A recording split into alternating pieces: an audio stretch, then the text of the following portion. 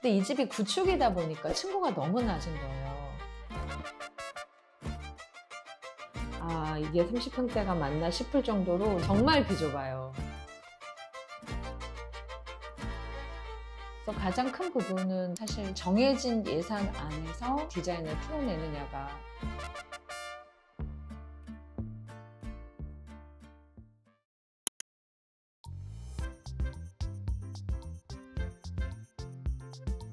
안녕하세요. 보뜨름 매종의 김희정입니다. 오늘 소개해드릴 집은 2001년도에 준공된 33평형 아파트예요. 그 집에서 처음 느꼈던 게 저층이지만 앞에 나무들이 너무 조경이 잘 되어 있는 거예요. 그래서 톤 자체를 크림 계열에서 조금 더 따뜻하고 밝은 톤을 기본 베이스로 깔아주고 포인트를 그거보다 조금 더 밝은 톤으로 잡아서 그렇게 디자인을 풀었어요.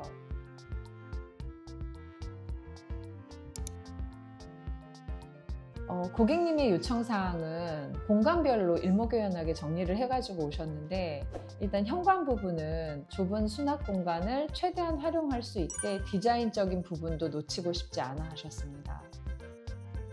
협소한 현관에 끼움 시공을 해서 신발장을 설치를 했고, 중간 부분을 오픈을 하고 하부에는 조명을 설치해서 그 현관이 조금 더 커 보이는 그런 효과를 줄 수 있게끔 디자인을 했죠.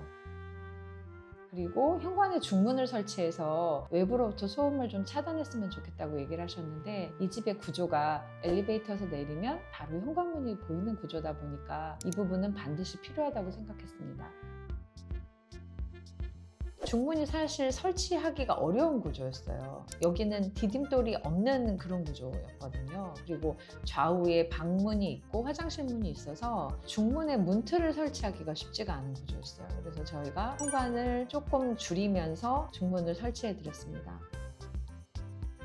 그리고 중문 디자인은 상하부를 분리를 해서 하부는 지저분한 부분이 보이지 않게끔 하기 위해 모루 유리를 사용했고, 상단에서는 현관의 개방감을 좀 더 주기 위해서 투명 유리를 설치해서 예쁜 현관이 완성되었죠.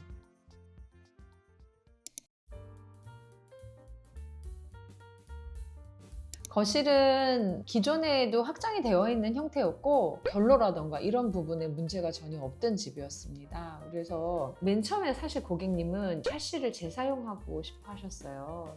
그런데 제가 보니까 샤시를 이중창으로 설치한 게 아니라 통발을 설치하고 내창을 하나 더 설치하는 형태로 되어 있다 보니까 확장을 해도 실질적으로 그렇게 넓다고 느껴지지 못하는 부분들도 있었고 단열에 대한 이슈도 있었습니다. 샤시를 교체를 하시는 걸 추천을 드렸는데, 이중창으로 하게 되면 샤시 비용이 아무래도 많이 발생을 하니까 고객님께서 이 부분을 한참 고민을 하셨죠. 고민하시다가 1,000만 원이 가까이 되는 비용을 조율을 하면서 샤시를 진행을 하게 됐습니다. 그래서 가장 큰 부분은 사실 정해진 예산 안에서 어느 정도까지 디자인을 풀어내느냐가 가장 큰 숙제였어요. 저희 입장에서는 컨셉은 그대로 가져가되 마감재를 대체하는 방법으로 솔루션을 강구해 보았죠. 바닥재를 고객님이 마뷸러스 젠으로 하고 싶으시다. 왜냐하면 바닥이 깔끔해 보이고 라인이 맞아서 집이 좀 더 커 보일 수 있을 것 같아서 꼭 그 자재를 사용하고 싶다고 얘기를 하셨죠. 근데 마뷸러스 젤은 정시공이다 보니까 단가가 비싸기는 한 편입니다. 그래서 대체하는 걸로 금액을 좀 세이브할 수 있었고, 욕실에 들어가는 타일이라던가 다른 요소들을 조금 더 다운그레이드를 선택을 해서 디자인을 했습니다.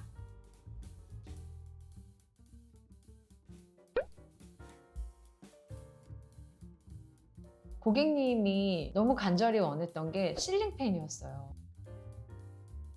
기능적으로도 너무 좋고 디자인적인 부분도 너무 훌륭하기 때문에.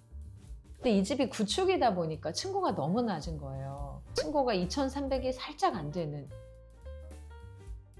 실링팬을 설치하는 기준이 사실은 정해져 있어요. 그래서 날개부터 2.1m 이상은 확보돼야 된다고 나와 있습니다. 보통 성인 남성 키가 175cm라고 봤을 때 손을 들었을 경우에는 2.1m가 훨씬 넘거든요. 실링팬 밑에서 만세를 하는 행위는 굉장히 위험할 수가 있는 거죠. 그 실링팬 밑에서는 서서 다니지 않는 걸로 약속을 하고 실링팬을 설치를 해드렸죠.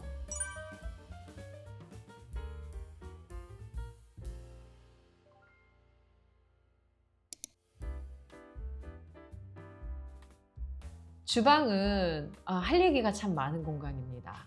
정말 비좁아요. 이게 30평대가 맞나 싶을 정도로 너무 협소해 보이는 거예요.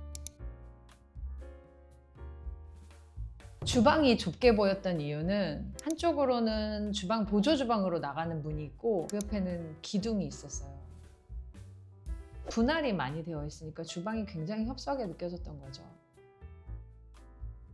이 부분에 대한 디자인적 솔루션으로 제안드렸던 게 보조 주방으로 나가는 문에 폴딩 도어를 설치를 해드리고 그 옆에 있는 기둥도 같은 가구재로 마감을 해서 폴딩 도어부터가 키 큰 장으로 연결된 것처럼 보이게끔 그렇게 해서 전면에서 봤을 때는 기존에는 기둥 옆에서부터 우리 주방이었다 느껴진다면 지금은 벽면 좌우를 꽉 채운 게 주방이구나 라고 느껴질 수 있게끔 그렇게 디자인적으로 해결을 해드렸습니다. 이 부분에서 가장 중요한 포인트가 뭐냐면 시각적으로 봤을 때 넓어 보인다는 거 한 가지와 키 큰 장이 하나 들어갔다는 거예요.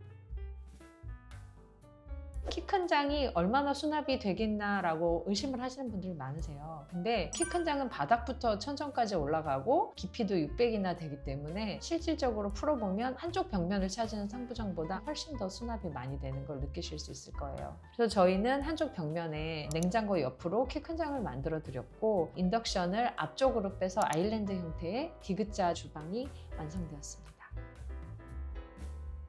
디귿자 형태의 주방을 만들면 사실 코너 공간에 대한 고민이 많아집니다. 저희 같은 경우는 전면 쪽에 로봇 청소기 장을 만들어 드렸어요. 그리고 아일랜드 쪽에는 레그룸을 따로 만들어서 간단한 식사도 할 수 있고 그 옆쪽으로는 작은 수납 공간이라도 확보할 수 있게끔 그렇게 공간을 최대한 활용해 드렸습니다.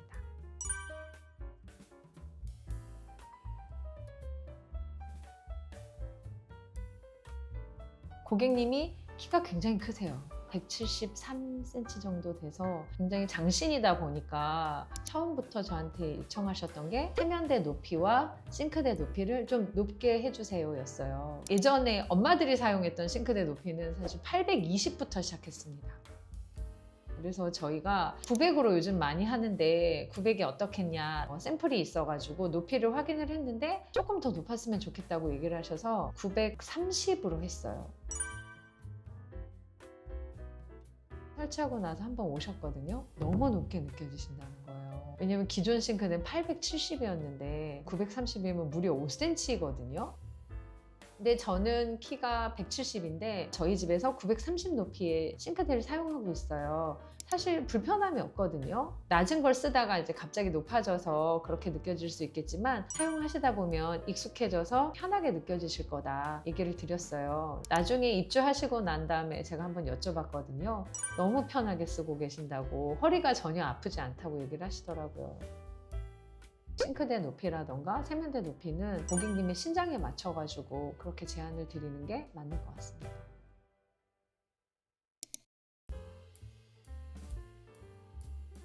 욕실은 처음부터 계속 강조됐던 부분이 남편이 관리를 하기 때문에 청소가 쉬웠으면 좋겠다 이 부분이었거든요.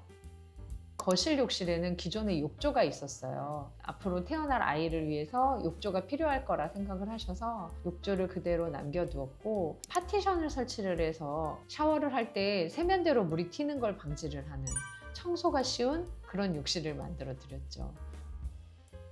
벽에는 600에 1200 타일을 사용을 하고 바닥엔 600각 타일을 설치를 했어요. 벽 쪽에는 매지가 거의 중간에 밖에는 없는 형태니까 관리가 굉장히 수월해졌죠.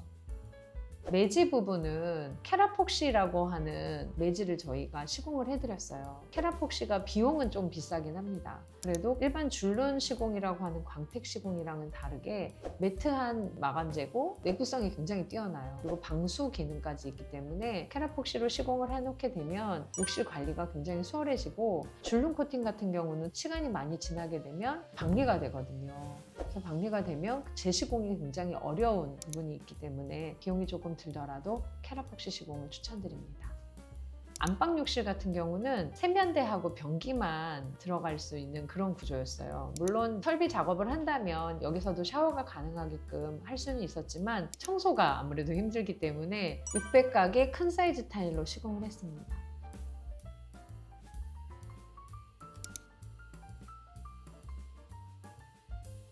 안방은 욕실에서 나오면 바로 방인 구조예요. 그러다 보니까 화장대 공간을 가벽을 나누어서 분리를 하기에는 공간이 좀 협소하고, 그래서 안방에 붙박이장을 설치를 하고 그 중앙에 화장대를 배치를 해드렸어요. 그리고 드레스룸과 아이방에 대해서는 고민이 좀 있었어요. 필요한 공간은 드레스룸, 서재, 아이방 이렇게 됐었는데, 아이는 계획하고 계시는 중이었기 때문에 드레스룸과 서재를 어디로 나누어서 쓸 것인가에 대한 이슈가 있었거든요. 아이는 심리적으로 엄마와 가까이 있는 방에 배치하는 게 저는 좋다고 생각하거든요. 엄마 방에 가까이 있으면 아이들이 심리적으로 엄마와 가까이 있다라고 느낄 수 있으니까 드레스룸을 들어오는 입구 쪽에 있는 방에 배치를 해드렸어요. 아이가 생긴다면 그 방이 드레스룸 겸 서재로 활용하기도 좋을 것 같더라고요. 그래서 그렇게 계획을 해드렸고 고객님도 굉장히 만족을 했죠. 오늘 소개해드린 집 어떠셨나요? 인테리어라는 건 단순히 벽지를 고르고 장판을 고르고 이런 걸로 단순히 끝나는 게 아니거든요. 저희 회사 이름이 보뚜름 매종이잖아요. 당신만을 위한 집을 만들기 위해서 노력하는 가장 큰 포인트는 어울리는 것들을 조화롭게 완성시켜 주는 거거든요. 그런 밸런스를 맞춰주는 일이 저희가 하는 일이라고 생각합니다. 보뚜름 매종의 다른 프로젝트가 궁금하시다면 인스타, 유튜브, 홈페이지를 방문해주세요. 다음에는 여러분의 이야기를 함께 만들어 보겠습니다. 감사합니다.